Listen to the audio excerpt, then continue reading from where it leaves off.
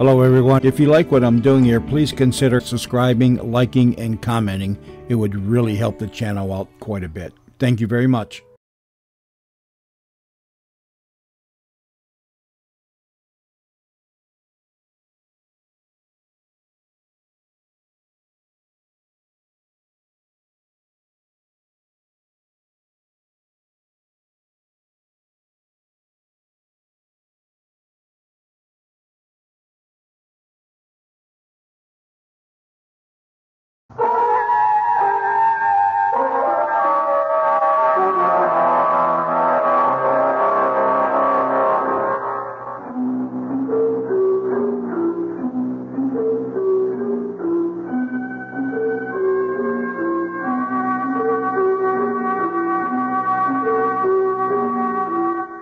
Good evening.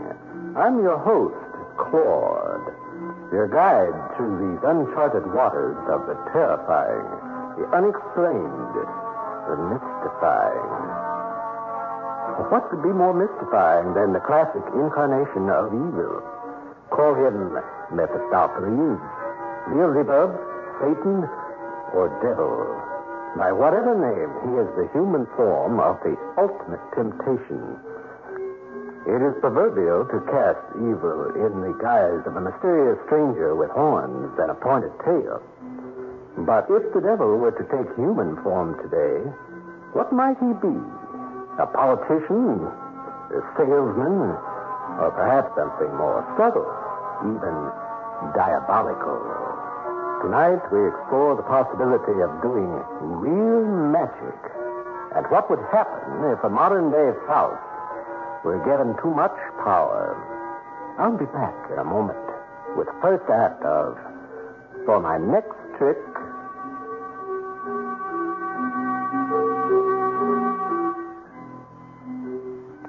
Come join your lung association and discover the facts of life and breath. Learn how air pollution is affecting you and your children and what you can do to breathe easier. That's what the Lung Association is all about. They've almost licked TB. They're battling smoking and other breath robbers. And with your assistance, lung associations across the country can help clean the air. Write for free information on how you can help. Your lung association brings you this public service message because they care about every breath you take.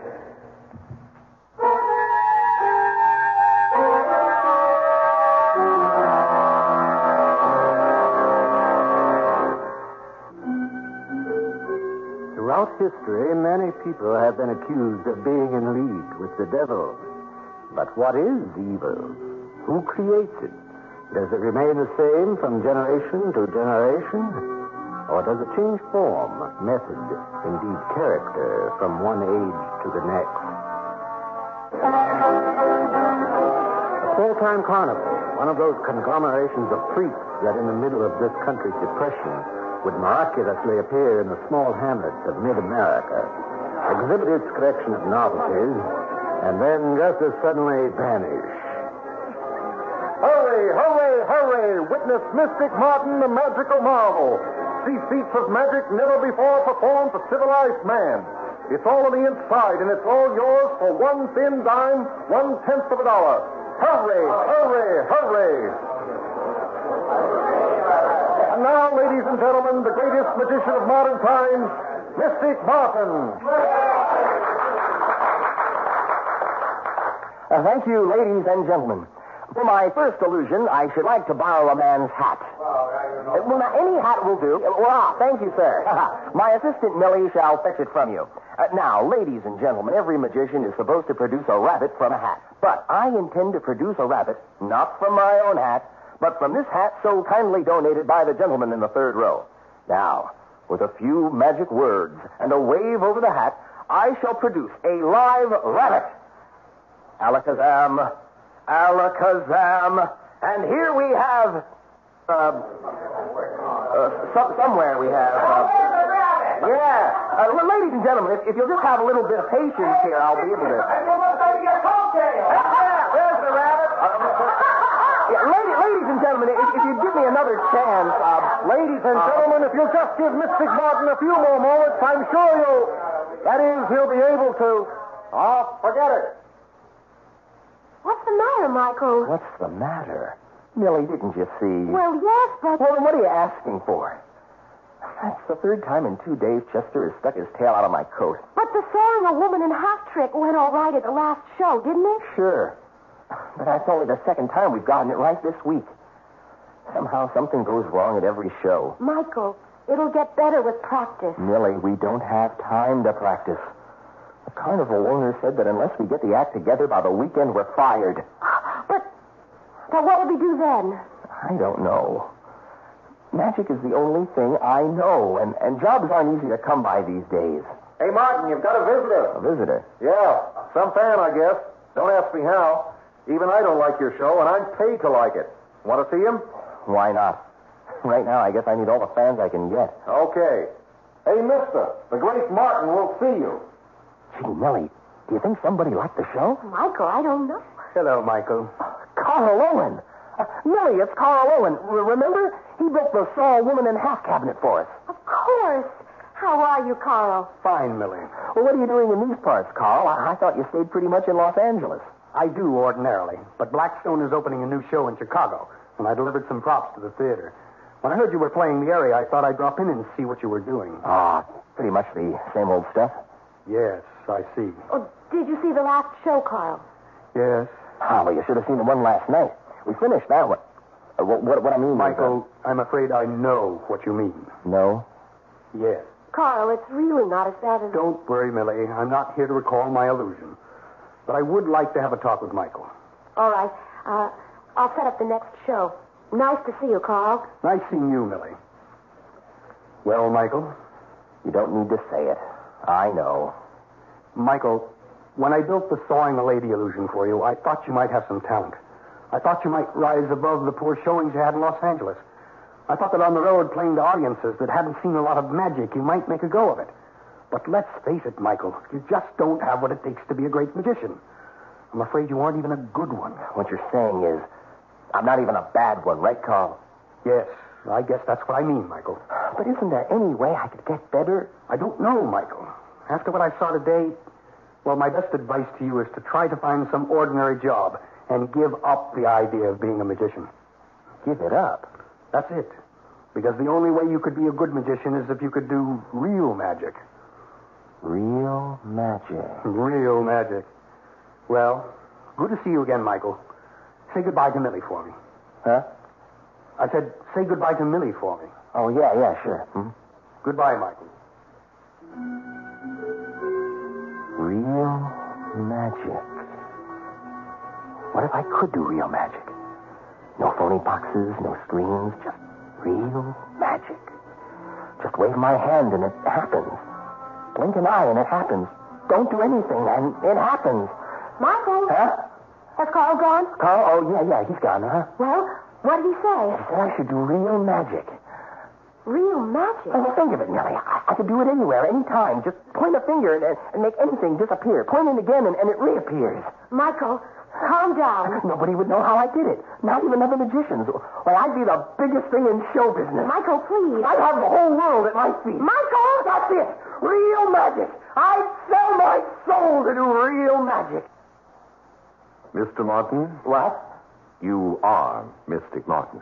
Well, yes, of course. I thought so. A pleasure to meet you. Well, how do you do? This is my assistant. Yes, Millicent Hendricks. I know that also. A pleasure. How did you know? Your name. In my business, it's good to know a lot of things about a lot of people, Miss Hendricks. Your business? Yes, Mr. Martin. I'm what you call a talent scout. I search out promising people of all types and recruit them. Michael, I think I'll go reset the props so you and Mr. DeVille. Yes, Mr. DeVille can talk alone. A charming girl, Mr. Martin. Yes. Now, what was it you were saying about me? That's what I like. Someone who gets right to the point. And so shall I. I overheard you say something about doing real magic. Overheard? From where? An advantageous position. Real magic, Mr. Martin. That's what you said, wasn't it? Well, yes, but that was just wishful excitement. Perhaps. But what if it could be true? Imagine, just for a moment, that it were really possible. But it isn't. But what if it was? Imagine the power to do anything you wanted, anywhere, anytime. That's what you were thinking about, wasn't it? That's what you'd sell your soul for, isn't it? Well, yes. But just a minute. All that's impossible. What are you getting at? I want to make you the greatest magician of all time. I want to give you the ability to perform real magic. I want to see your name up in lights on every marquee from east to west. But why? As I said, I recruit talented people for special assignments. I'm recruiting you, Mr. Martin. All I need is your signature on this contract. Say, where did that come from? I know a few tricks myself, Mr. Martin. Wait a minute. You want to do all of this for me. But what's in it for you? Well, now, that's fairly well known, isn't it? What did you say your name was? Ah, you finally guessed. DeVille. Well, DeVille is what I call myself in this century. In past years, I've been called some harsher-sounding names. Perhaps at the turn of the next century, I'll have changed again to keep modern. And that contract? The usual. Your name goes on the bottom line. I make you the world's greatest magician with the power to do real magic. When the time comes, I claim your soul and your mind. Simple. Now, hold on. Not so simple. Now, I'm not sure I want to trade in my soul just yet. Well, of course, not right away. Yeah, well, maybe not ever. Come now, Mr. Martin. A moment ago, you were ready to relinquish everything just to do real magic. I'm offering you even more. Not just the power, but all the things that go with it. Fame, money, excitement. And you don't give up anything now. I just put it on account, so to speak. Am I crazy? Here I am talking to whatever it is you are and actually believing that you're him. That you really can do all of that. But you're not real. I'm just daydreaming. I must be. Well, then, what have you got to lose? What? If I'm no more than a flight of romantic fantasy, then what can you lose by putting your signature on this contract? If I'm a mirage, then I'll fade away and you'll remain just what you were a few moments ago. Just what I was. But what if I'm not a daydream? What if I really can do what I say? Is a simple little soul so much to pay for what I offer, for what you really want to be? Hey, Martin, boss gave me a message for you. Says I should wait till you're alone to deliver it. So here it is. Alone? Sure. Don't see anybody else here, do you? Anyway, boss says don't bother moving on with us to Keokuk. Says he's going to get a better act for the rest of the tour. What? But he said that I had to the end of the week to... Sorry, pal, but he saw your last show. Said he didn't figure you'd ever get any better. Yeah, but... Where can I go? What can I do? Beats me. See you around. Well, Mr. Martin, what do you think of my proposition now? He couldn't see you. Maybe you are. Maybe you can do what you say. Of course. What was that? How did my signature get on that paper? Once you've convinced yourself, anything is possible. Come now. Leave those cabinets and cylinders and other trinkets. From this day, no illusion is too impossible for you to perform. The power of real magic is yours. The world is waiting for you. You are what you never were before.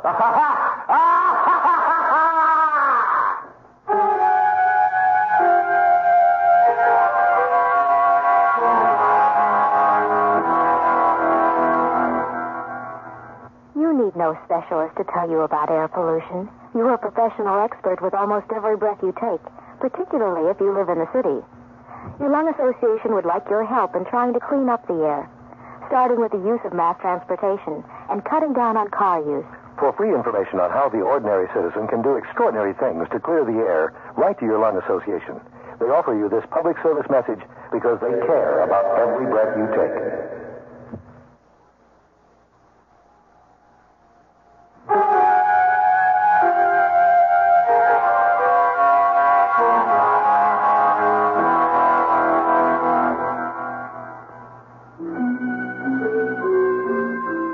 What would you give for your most dreamed of fantasy? What is absolute power worth? And given that power, how far can it take you?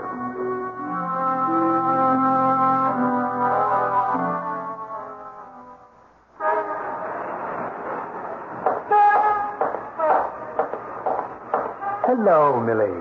Hello, Carl. Thank you for coming. You sounded so worried on the phone I had to. But why meet here in front of the theater? Why not in your dressing room? You must have a big one, judging from the size of Michael's show. Yes, it's all right. But I don't feel I belong there. I don't feel I belong with Michael at all anymore. Have you seen the show? Yes, I saw it last night. And you didn't come backstage to say hello? I wanted to, but I had an odd feeling that the Michael Martin inside this theater isn't the same one I knew. I've had the same feeling lately, Carl. That's why I called you. I've been losing touch with Michael. It's like I'm no longer his assistant or his friend. What do you mean? Well, he doesn't seem to need me anymore. I'm still in the act, but I'm more stage dressing than a real assistant. I don't handle anything anymore. He says I don't have to because everything works itself. He won't tell me how any of the new illusions operate. And the few I've been able to look at closely don't give a hint of how they work. Yes, I've been hearing how Michael has devised all new methods for his show. He's been fooling the other magicians pretty badly. Carl, please come inside and see Michael. Maybe you can tell what's come over him. I don't know, Millie. Please, for me. All right. The palace. The pinnacle of show business. An awful lot of magicians would give anything to work here. I think one may have given too much.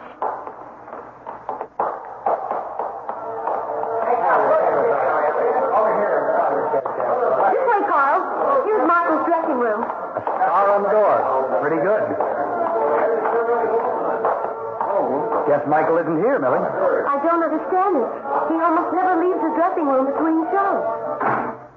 Well, apparently he did this time. I guess I've wasted your time, Carl.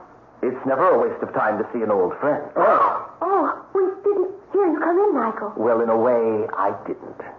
How are you, Carl? You haven't changed a bit. Well, you certainly have. Goatee, mustache. Your face looks thinner, too. Well, one must keep up one's image of the world's greatest magician. Now mustn't one? Indeed. You seem to have hit the right formula, all right. Well, not really a formula, Carl. I just decided that if I was going to make it big in the magic world, I had to produce my miracles in a way that no other magician could. I succeeded in discovering a new method, and it's worked very well. Yes, it certainly has. But has it been worth the price? I don't think I understand. You changed, Michael. Millie knows.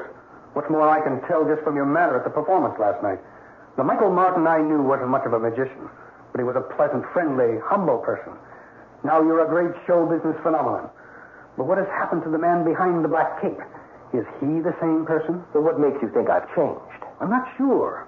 But there's a different feeling about the new Michael Martin. Come now, Carl. Are you really interested in me? Or are you just jealous because I've been fooling a lot of people with illusions you didn't create? Michael! It's all right, Millie. That's another thing. I saw your show last night. You didn't like it? No, I didn't say that. It was very entertaining, very astounding. But it bothered me. Take the trick with the elephant, for instance. Ah, yes. One of my better illusions. I march the elephant on stage, pass a large hoop over her, and as the hoop descends, the elephant dematerializes into thin air. Michael, that trick is impossible. Impossible? Yes. I've been building magic illusions for 50 years. I've seen them all, know how they all work. There's no trick any magician can do that can fool me. So? So last night, you fooled me. Not with one trick, not with a couple of tricks. With every trick. So I fooled you. What are you so upset about? Because if anyone can perform a trick that fools me, then it isn't trickery. It isn't an illusion. Oh? Well, what is it? It's magic. Real magic. It's real magic or it's evil. Carl, I'm afraid you've reached a time in your life when things are happening you cannot understand. And when you can't understand them, you assume they're, well, evil. I've simply developed a new way to do magic, Carl. A way that fools even you. But that's progress now, isn't it? Progress? I wonder. But I must go. It was nice seeing you again, Millie. Must you go? Yes. I can be of no use here. Carl, I regret if I've upset you. Upset me? No, not really. Concerned me, yes. Concerned? I'm concerned that even you may not know how deeply you've paid for your new power. Goodbye, Michael. Michael, is it evil? What? Carl said that if your illusions aren't trickery, then they're evil. Are they? Millie, Carl distrusts what he doesn't understand. An attitude from the Dark Ages, unfortunately. Michael, you haven't answered my question. Millie, what's evil to one person is merely expedient to someone else. Now, why don't you go to your dressing room and get ready for this evening's performance? All right. She doesn't understand. But then how could she? Well, better get ready myself. My, you're getting to look more like me than I do. Oh, DeVille. I didn't hear you come in. Well, in a way I didn't. But you are becoming almost the image of me, Mr. Martin. Well, I decided that if I'm in league with the devil, I might as well look like him. I suppose. But that phrase, in league, I've never thought. I'm sorry, Michael. I think I left Come in, my dear. Millie, you remember Mr. DeVille, don't you? Yes, I think so. Yes, it's been almost 3 years, hasn't it? I guess so. Look, we've got to get ready for the evening show. What is it you want? I'm afraid there isn't going to be an evening show, Mr. Martin, tonight or ever. What? Yes, your contract has come due, and I'm here to collect. Your soul is mine. Oh, no! It's only been a few years. Now, my career is just starting. I could go on for years. Yes, you could probably, but not now. In some future life, perhaps. If I choose. But I've got lots of new illusions that I haven't even tried yet. I thought of making someone in the audience disappear. Or even having the whole audience disappear. Spectacular feats, I'm sure, but I'm afraid they will never be seen. Your audiences can imagine them as something you might have done had you not so suddenly disappeared. What? Of course. What did you think? I was going to kill you or something much too violent. No, you shall simply disappear, leaving no trace. Well, what about Millie? Now, if she's heard, she'll know. Yes, that could present a problem. Of course, I could take her with us. No! Yet I think I shall just leave her. The story she would tell would be so fantastic that no one would believe it. In fact, that's been a saving grace during my entire career. No one ever believes the eyewitness accounts of my escapades. Yeah, but look, Look, Martin, you made a bargain with me. You got what you asked for. More, in fact. Now it's time to settle up. Your soul is mine, and I want it now. What if I said you couldn't have it? Others have tried that tactic, and it's never worked. They're all mine now. Well, I'm not going. Oh, he's not going. My Hades, listen to that. He's not going. Don't laugh at me! Why? What are you going to do about it? Michael, why are you looking like that? Real magic, Millie. I can do real magic. People have sold their souls to the devil before, but no one has ever asked for the power I have. What are you doing, Martin? The ultimate trick, DeVille. You gave me the power to do real magic. But do you know how much power that really is? I never knew. But now we're both going to find out. What are you doing? No! Stop! You can't do this! We'll see just what I can do, DeVille. I'll give you more time. You can. Go on. Stop! Stop! Stop!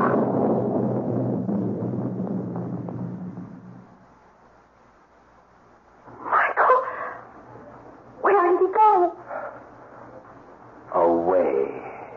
Well, all you did was wave your hand at him. I know.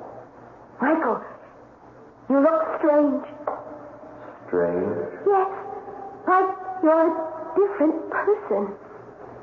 Different? Yes, you look the same. Mustache, goatee, but you seem different. Well, maybe I am. Maybe I am.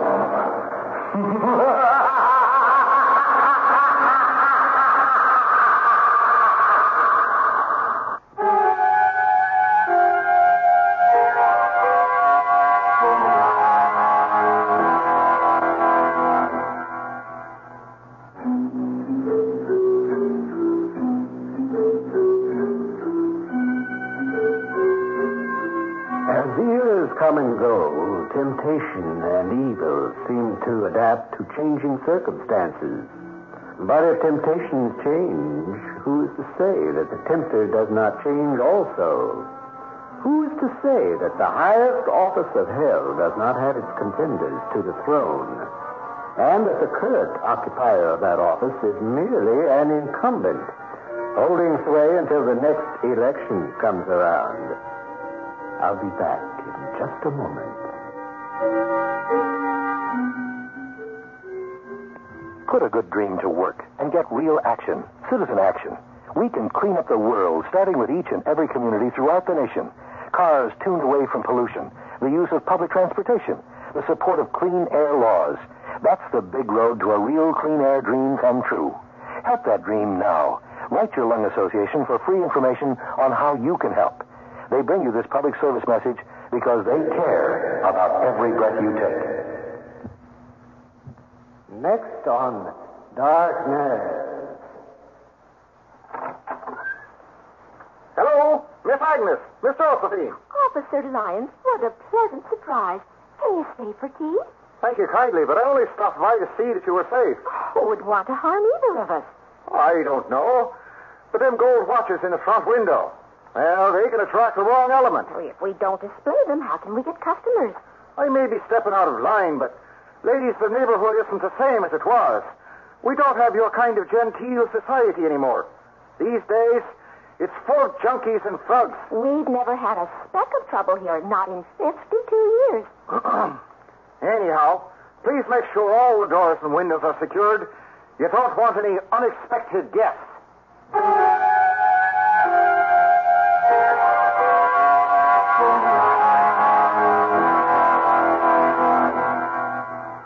Next time, we meet two elderly sisters who run an antique shop in their home. Unfortunately, their once refined neighborhood has changed quite a bit. Poor dears. They're perfect targets for... but you'll find out. It's a chilling Darkmares drama by Ken Gerard called Catch Kill. Don't miss it.